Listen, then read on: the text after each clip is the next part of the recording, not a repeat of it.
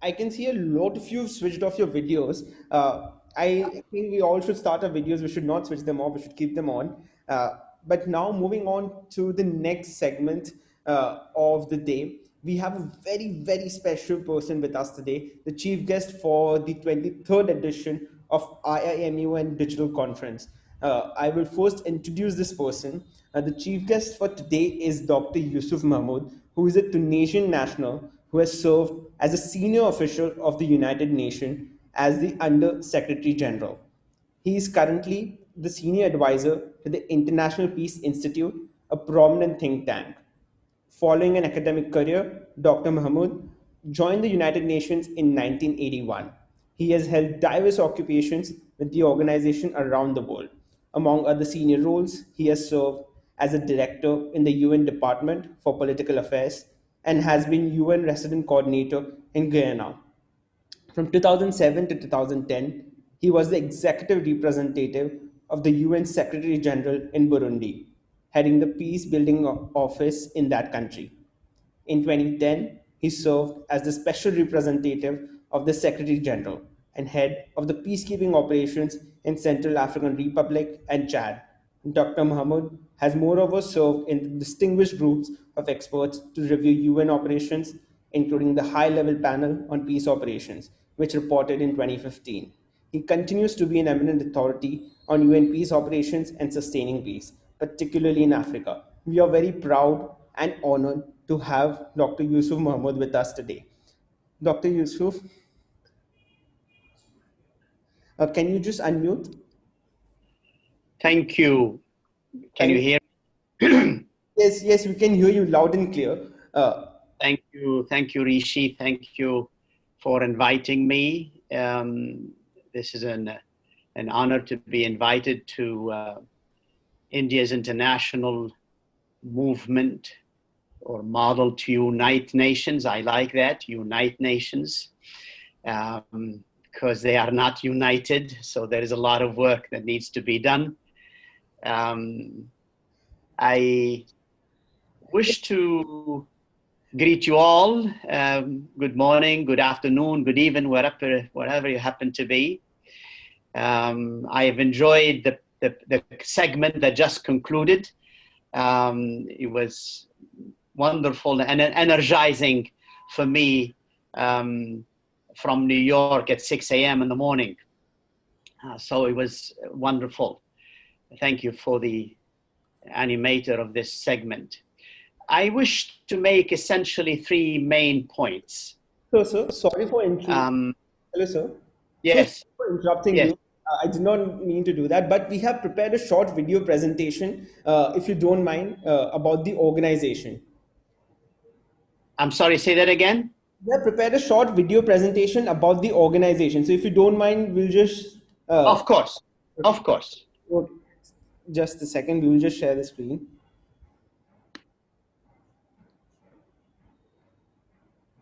America is essentially a dream.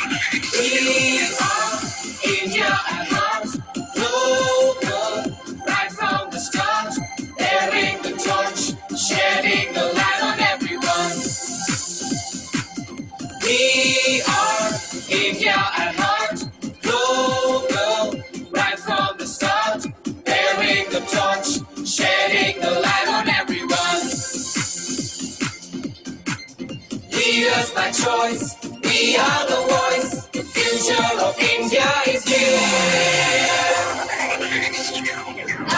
I.I.M.U.N. Bring out the best. No time to rest. I.I.M.U.N. Second to none. We are the nation's number one.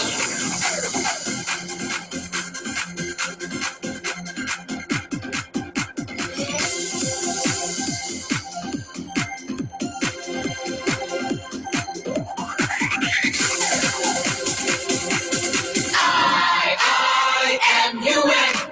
I.I.M.U.N. I am extremely happy to herald India's international movement to unite nations. I.I.M.U.N. I.I.M.U.N. I.I.M.U.N. I.I.M.U.N. Bring out the best. No time to rest. I.I.M.U.N. Second to none. We are the nation's number one. I.I.M.U.N.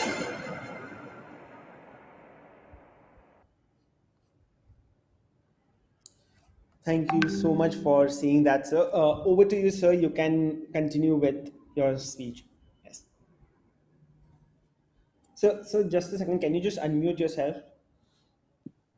Thank you. Thank you very much for that wonderful video introduction.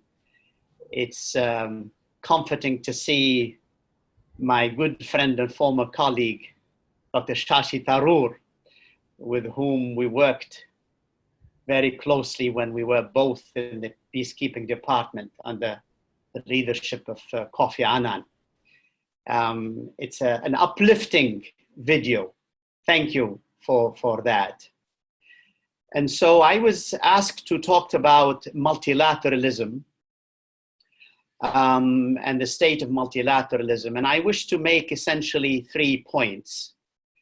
The first one is speculate on some of the main reasons why multilateralism is in dire straits these days at a time when the world needs international cooperation, given the problems that are confronting us and confronting our planet.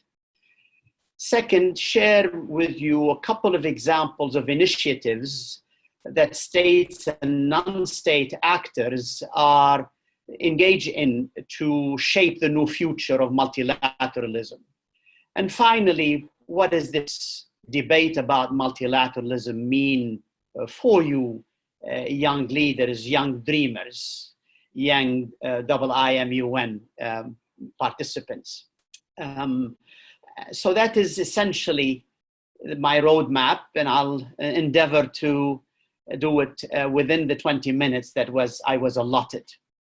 As many of you know, over the last 75 years, multilateralism has been a strong driver and a pillar of global integration, peace, stability, in many places also prosperity. As an example, over the past few years, the multilateral cooperation produced the Paris Climate Agreement, the 2030 Agenda for Sustainable Development, and the multilateral system through the UN has been a force for global stability. To speak just of the peacekeeping realm that I'm familiar with, UN peacekeepers, including Indian peacekeepers, women and men, I must add, have been a force of stability in rudderless places, such as the ones that I've worked with in Africa and still under stress, whether it is Congo or Mali.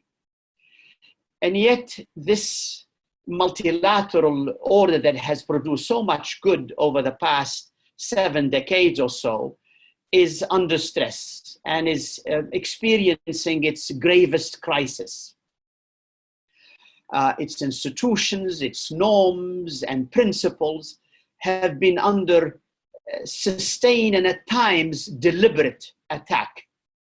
At a time when as I said, when globalized problems and threats such as COVID-19, pandemic, climate change, cybersecurity are too complex and multifaceted for any nation to address them on its own. So why is this paradox? On the one hand, there are global problems that require global solution, and at the same time, the traditional logic is not holding. Why is this paradox? Why joining hands and uniting our efforts to address a global problem this logic no longer holds? There are multiple reasons. Let me just mention a couple because we don't have much time. One is the rise of populism.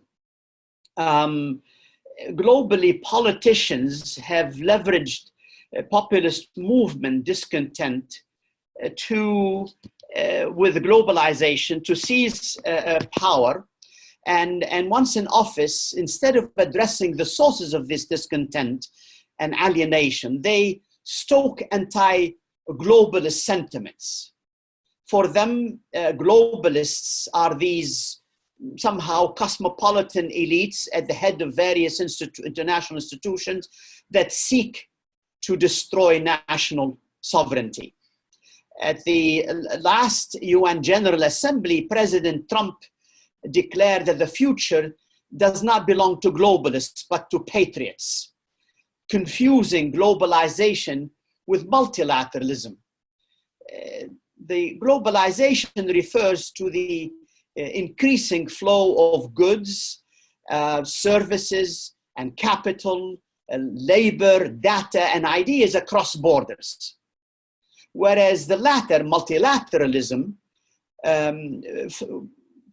refers to cooperation and coordination among nation states to address common problem.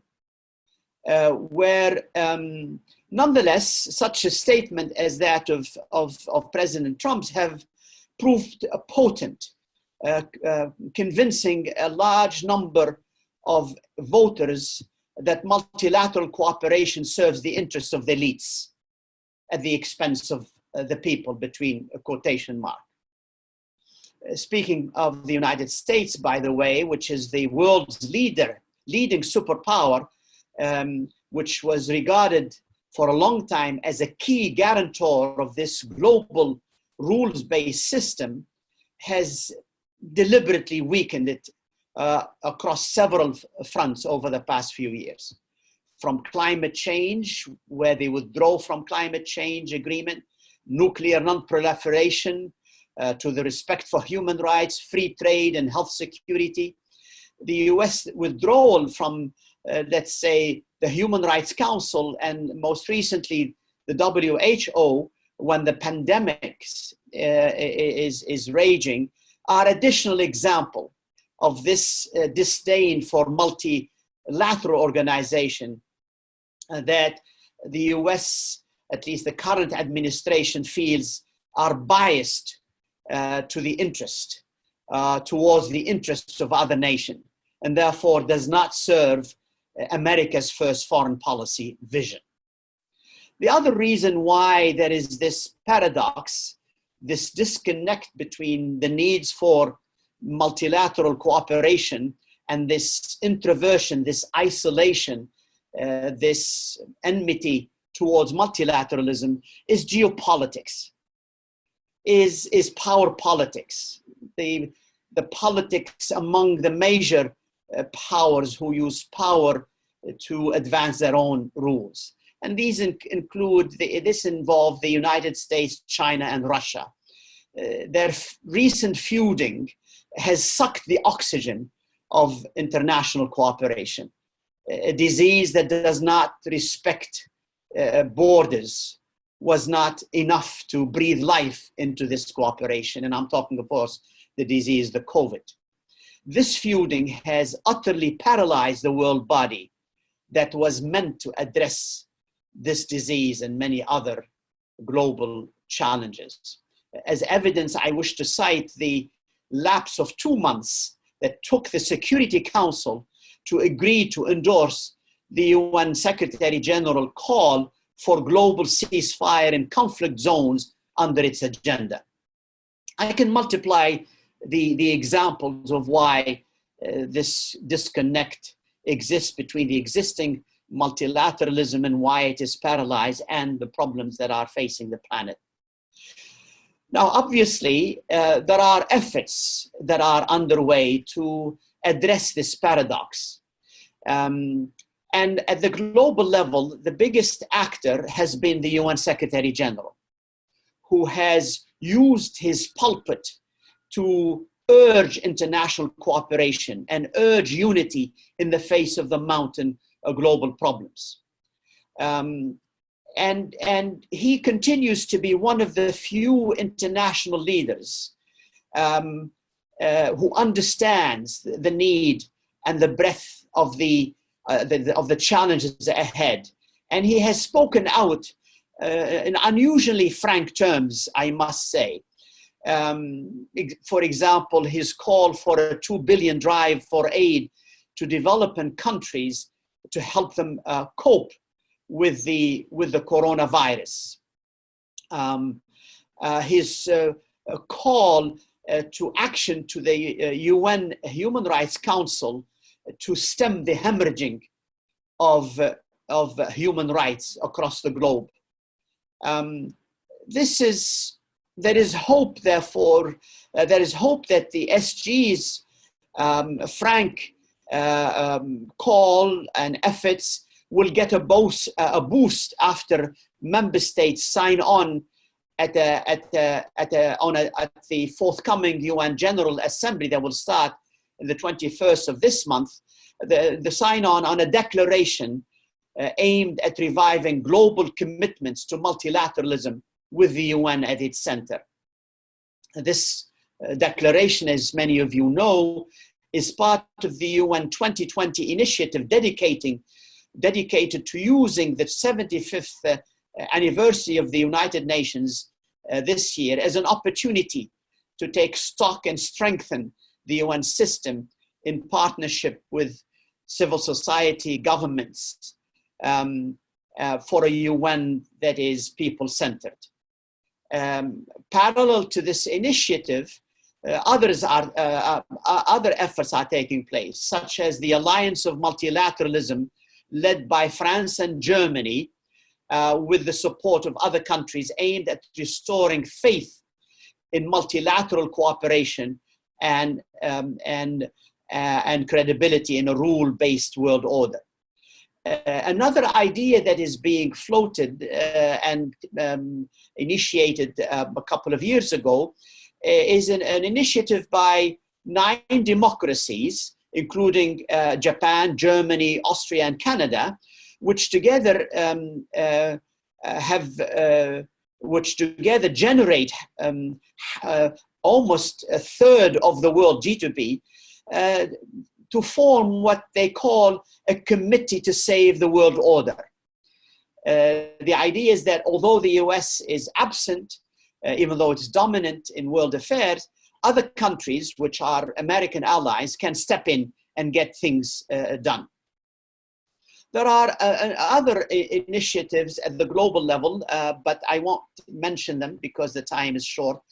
However, let me mention that these initiatives, while commendable, underscore an indispensable fact, namely that multilateralism is what states, particularly the big players, make of it. And in a climate of unhealthy power competition and antagonism, the future of multilateralism, unfortunately, remains uncertain. Now, this is at the global level. But that doesn't mean there is no multilateralism taking place elsewhere at a time when the international immune system seems to be badly compromised by these competition and tension, as I mentioned. there are other forms of multilateral actions that are taking place and may foreshadow the type of multilateralism of the future that is fit for the purposes of the 21st century. Let me mention two levels or two areas where multilateralism is alive and innovative. One is at the city level or the local government level. There is an unbelievable rise of governing networks of mayors and city leaders, such as the network called the C40, which are initially 40 cities, which now combine or include 96 megacities represented over 700 million citizens, taking bold actions to combat climate change and leading the way towards a healthier and more sustainable future. This is not to speak of another global network of over 1,700 local and regional governments active in over 100 countries, committed to sustainable urban development. All these networks of local government meet often at the summit level. They work together through peer exchange, through partnership, through capacity building, to create systemic change and lead from below to tackle the global issues that are threatening their cities, where 2/3 of humanity are expected to be living in the year 2050. Their action and activism did not fall on deaf ears, and the state-centric multilateral system, even though divided and weakened, as I mentioned, has already taken notice. Early next month, the UN Economic Commission for Europe is hosting, for the first time in Geneva, a forum of mayors. This is a clear recognition that multilateralism of the future must create space to strengthen city-to-city collaboration.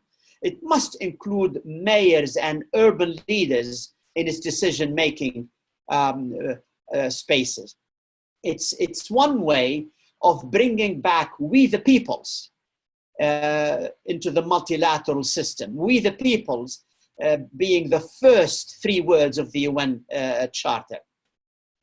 Another multilateralism that is taking place and thriving is civil society.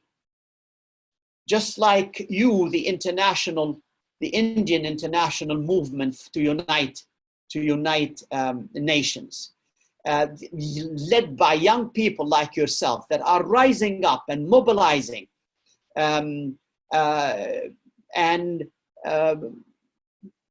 being very active in many countries where their action is visible, even though unfortunately in many of these countries the spaces for their action is shrinking.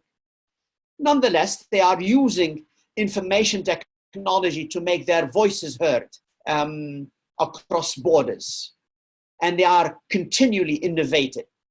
And it's no wonder that the UN Secretary General, recognizing the need for intergenerational leadership, has called on youth as part of the UN 2020 campaign to voice their views on the future they want and the type of multilateralism that is needed. And it is in this regard that India's international movement to unite nations has clearly a very important contribution to make. So the last point, so what does this mean for you, young people, those who are joining this conversation, that are listening to my modest contribution? It simply means that if you are participating in this forum, it means that you are not indifferent to this debate about multilateralism, and that you wish to make a contribution, that you want to unleash your innovative, conscious leadership to be a co-creator, a co-incubator of the multilateral system of the future. Now, innovative, conscious leaders have this uncanny ability to sense and actualize the emergent future. Older generation, like myself, often talk about building back better the multilateral system after COVID-19. I fear some of us are using today's knowledge and consciousness that brought the problems we are in to do that, to build back better. And therefore, I fear they may end up repeating the past. An error often committed by those who treat multilateralism as an end in itself, and therefore think that by tinkering it, by reforming it, by changing it on the edges, it makes it more relevant to the problems of the 21st century.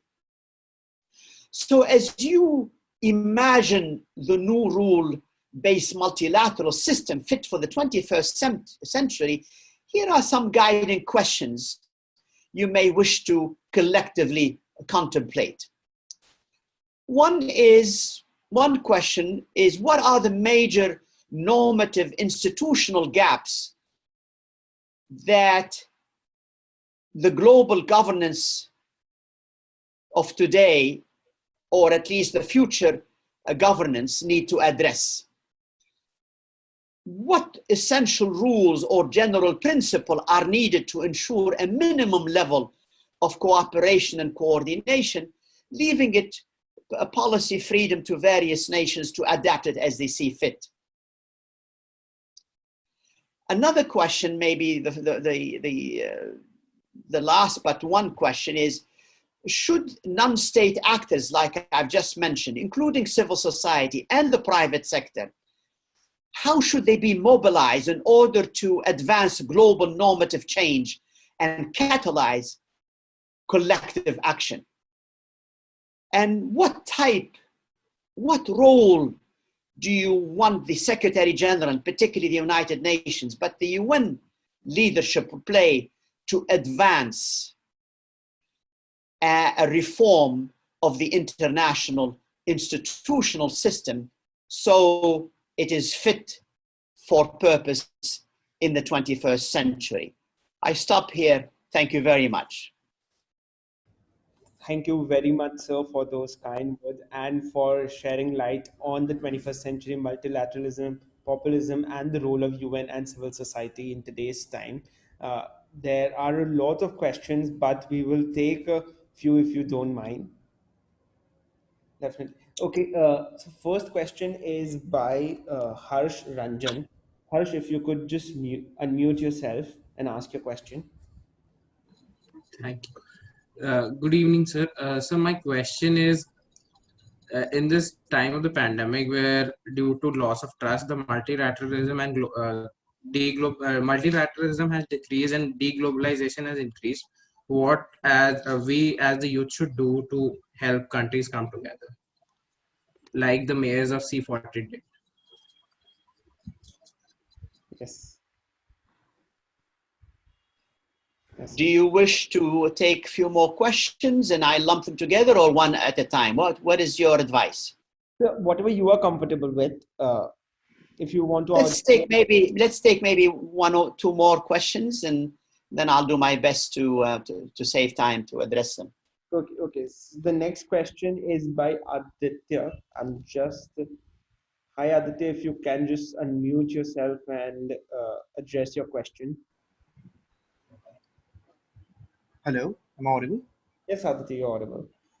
Yeah, so my question is that, so as we all know that UN is a great organization where all the countries discuss and deliberate in a lot of issues. But sir, we all are aware, and we have also seen time and time again that whenever India has brought issues such as terrorism into UNSC or in any such forum to discuss in, China has misused its power, directly vetoed the discussions, and due to that, those topics were never raised in the UN, and India has to wait for a lot of months, if not a year or two, to discuss those topics again. So, sir, if you agree with me that such misuse of power is being done by certain countries, then what solutions do you propose that could be entertained, considering a lot of options are not provided by UN Charter? Or sir, if you don't agree, then what is your opinion regarding China's actions in UNSC, sir? Okay, sir. Would you like me to recognize one more, or would you like to? One more, yes.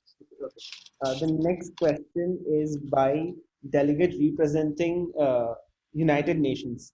So this delegate, Prachi, if you could just kindly unmute yourself and ask your question. Yes, sir. My name is Prachi, and my question is that the climate change is taking rapidly, and in all between this pandemic, we are unable to face that problem. So, what could be the possible solution to just make that? Thank you. Yes. Wonderful. So I'll address these three questions. The first one is about the loss of trust in the global system, and how can we help the multilaterals come together to address these big global problems. Unfortunately, unless we address this issue of trust, people are not going to look at the state-centric multilateral system to provide solutions, particularly for the reasons that I have mentioned. And so there has to be an effort to mobilize leadership from below and from the center and from the inside out. And as you rightly pointed out, most of the problems afflicting our planet or our health system, it is the city mayors, it is the governors at various provinces, it is local officials that have to bear the brunt of the effect of these global challenges and take the lead. And therefore, because the state, unfortunately, and the interstate system is no longer a referent for citizens. And sometimes citizens no longer recognize themselves in the action taken by their state or by the multilateral system. And so we need to strengthen the leadership and create a space and empower local leaders and citizen movements to be in the forefront and put pressure on elected leaders to organize themselves differently to address global problems until the multilateral system is reformed enough to enjoy the trust, so it becomes an address for we the peoples. With respect to the second question, I am aware, of course, when you brought India and China, that there is tension and even armed clashes between the two countries. And this is unfortunately the problems with the United Nations and the current multilateral system. It's still represented by institutions like the Security Council that still reflects a class system. You have members, the permanent members, including China, the US, Russia, and minor powers that think they're still powers like France and UK, who have the veto power. And then you have the rest, the non-permanent members, who are elected, who have greater legitimacy. And they have to contend with this class system. And therefore, very important issues, whether it is terrorism or climate change, get hostage of the powerful views of these veto wielding powers. And where does the solution lies?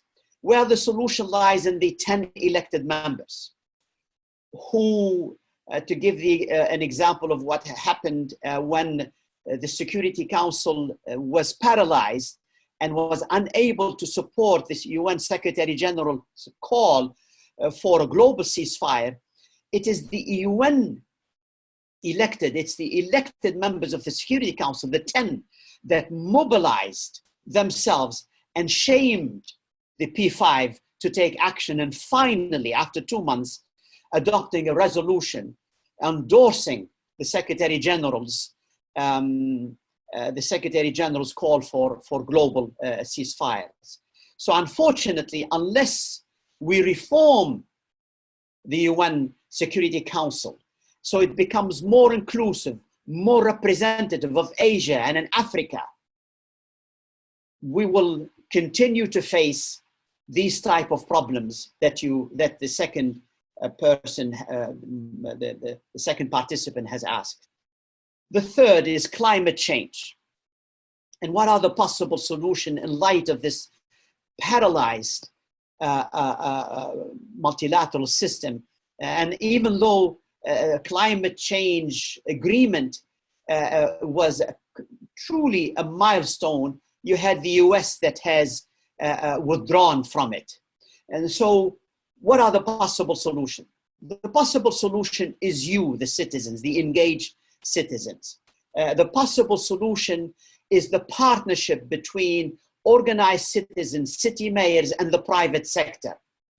The private sector, by the way, that met 2 years ago, global private sector, together with city mayors at San Francisco, and organized a global summit on climate change. So the solution is for you at the level of the Indian international movement to unite nations, is to organize at every big major region or city of the world these global summits to deal with climate change. So until the system, the multilateral system, reform itself to be the drivers of trust, and as you can see that the UN Secretary General is listening, and hopefully the member states learn that if they want to take the UN system, and particularly multilateral system, further, they need to listen and engage and create forum for innovative solutions that the private sector and civil society organizations are already created to address the climate change and the pandemics that we are addressing. And unless people mobilize like yourselves and put pressure on their elected leaders to act at the local level, at the sub-regional level, and at the global levels, I feel the existing system will fail us. So that is my view about the possible solution for climate change in the absence of credible, trusted, people-centered multilateral system. Thank you. Thank you very much, sir, for those graceful responses. It's imperative that we as young people realize the fact that we can't just be armchair activists. We need to take matters in our own hands and really take some tangible action. And at I.I.M.U.N, we believe in the same thing. So once again, thank you very much for coming in today and addressing and sharing your viewpoints with all of us here.